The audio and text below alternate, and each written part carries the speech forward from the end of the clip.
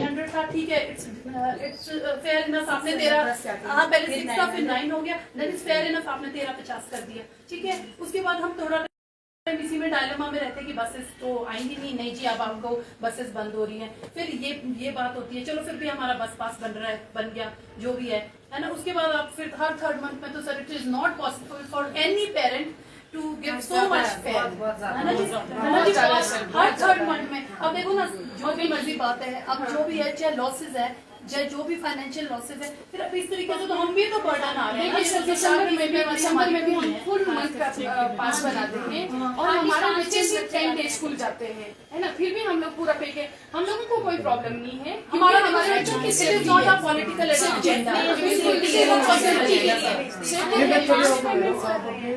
जितने भी ग्रीवेंसेस हैं आप एक प्रॉपरली रिप्रेजेंटेशन के अंदर लिख के लाइए ताकि हम उनको एड्रेस कर सकें। वर्बली आपने जो ठीक है ना सर, 1-to-1 बात होती है, इसलिए हम बात करने आए, ठीक है। हम लिखित में दे देंगे जो भी आप बहुत चाहते हो, जैसा भी है वो एक प्रॉपर एजेंडा बन जाए, but you have to go through this because हमारे लिए बहुत टफ हो जाएगा, because we are not able to pay so much fair.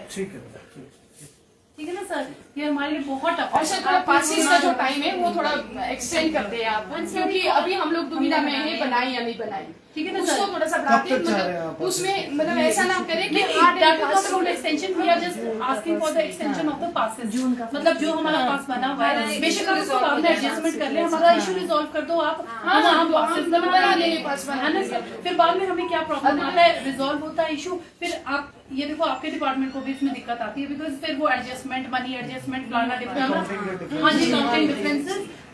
Please sir, try to understand the problem. This is not a political agenda. This is totally a personal agenda. ये तो फिर जो भी आप ये समझे, नहीं ऐसा कुछ नहीं है, but please resolve our issue. ये हमारा सिर्फ हाथ जोड़ के रिक्वेस्ट है सबके लिए।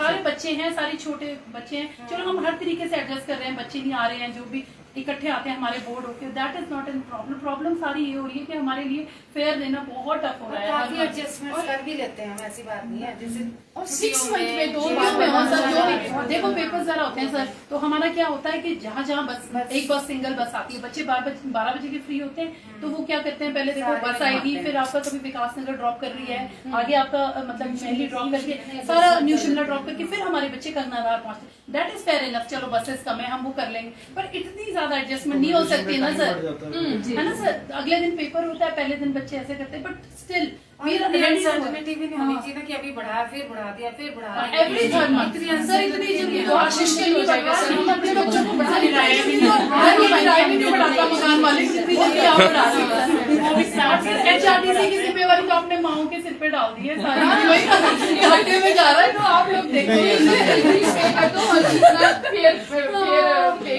मैम, पर आप जो भी आपकी ग्रीवेंसेस हैं आप क्या चाह रहे हैं, इंश्योरेंस देनी हम ये चाह रहे हैं सर कि सब चीजों के लिए it should be a way out, समझ रहे हैं आप सर, आप है ना। कभी मैं आपको कह रहा हूँ आप हम लिख के दे दो, ठीक है सर, हम आपको लिख के दे देते हैं, ठीक है सर, पास बनाने से रुक जाए ना अभी कुछ टाइम प्लीज मैं तभी आपको कह रहा हूँ ना, जैसे मैम भी कहा कि एश्योरेंस दे दो, मतलब मैं नहीं होता कोई एश्योरेंस देने वाला, because this is a decision of नहीं वी आर नॉट, है ना, तभी मैं कह रहा हूँ कि आप एक बार strongly about it, you can convey to your authority. नहीं देखो मैम, पहले भी तो कम हुआ, तभी मतलब एफर्ट्स ऑफ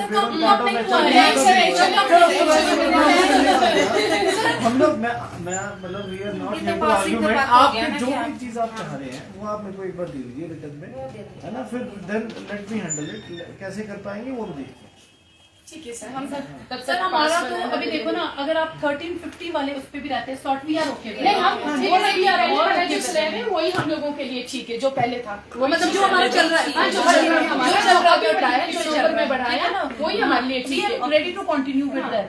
उसमें फिर सर ये वाला बहुत ज्यादा जा रहा है, ये वाला बहुत टफ हो जाएगा हमारे लिए सर, नहीं आप एक बार हम लोग ठीक है, थैंक यू सर। चलो फिर आपका कब हो जाएगा ना, हमारा नहीं पास बनाने अभी रहने दो, जो हमारा एक आपका 900 पहले से सितंबर से चला उसी को कंटिन्यू वही बोल दे। Thank you so much sir, thank you.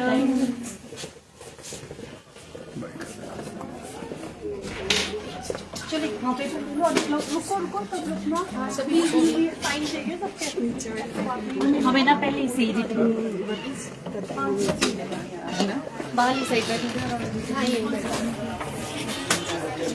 बात करके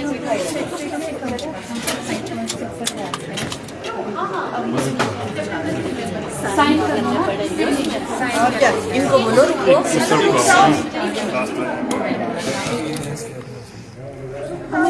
रास्ता का को रोकना नहीं सर मैं नहीं आ सकती ऐसे पब्लिकली बस हो गया। तो आगे अंदर भी अंदर तो आए तो मैं बहुत बोल रही हूँ। बस उतना ही होता है। चलो ये बाहर ही आ जाओ।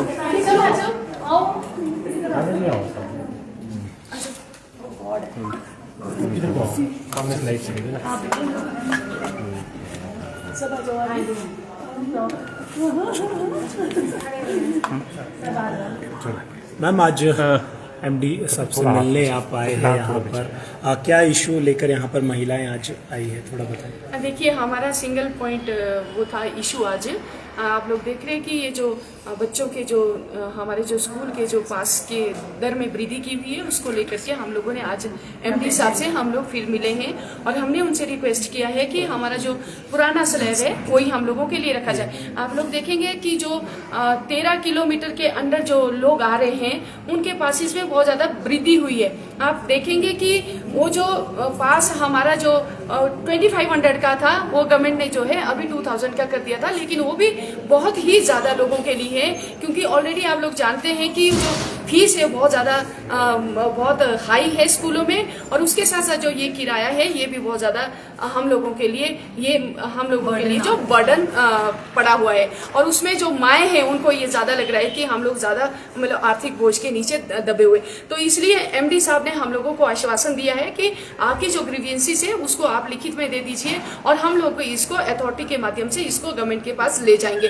तो हमें पूर्ण विश्वास है कि हमारी जो HRTC की अथॉरिटी है वो जरूर इस चीज को करेगी और हमारा जो पुराना स्लैब है वही जो है HRTC का प्रशासन है वही हम लोगों के लिए रखेगा। जो 1200 का था और 1400 का था और 900 का था वही हम लोग चाहते हैं कि वही उसी को कंटिन्यू करेंगे क्योंकि अब आपने देखा कि अभी HRTC ने जो है अक्टूबर के महीने में ये किराया में बढ़ोतरी की थी और वो अभी 6 महीने के अंदर इन लोगों ने दूसरी बार किराया बढ़ाया।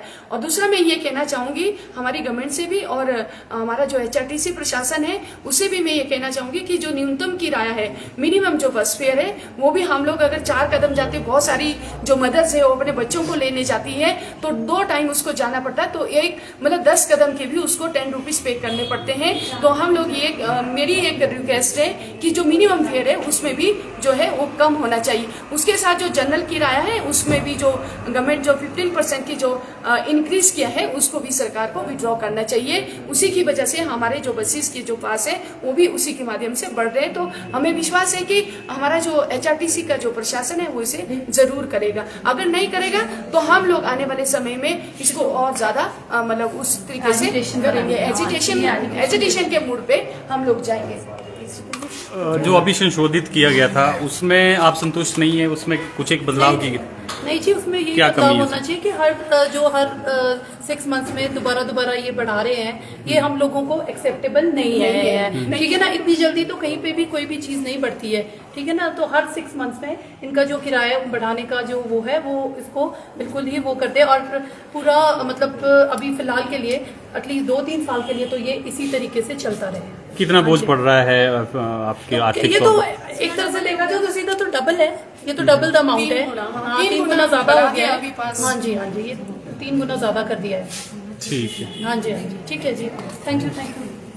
एक्चुअली निकल लेते हैं ना। हाँ चलो।